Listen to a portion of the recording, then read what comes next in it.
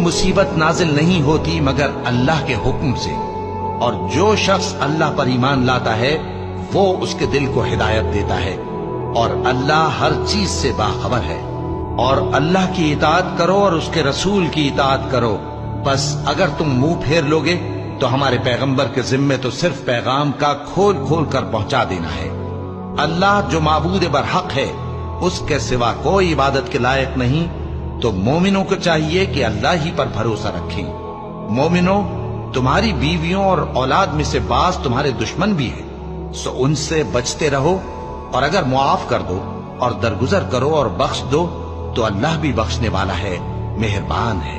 تمہارا مال اور تمہاری اولاد تو آزمائش ہے، اور اللہ کے ہاں بڑا اجر ہے، سو جہاں تک ہو سکے اللہ سے ڈرو اور اس کے احکام کو سنو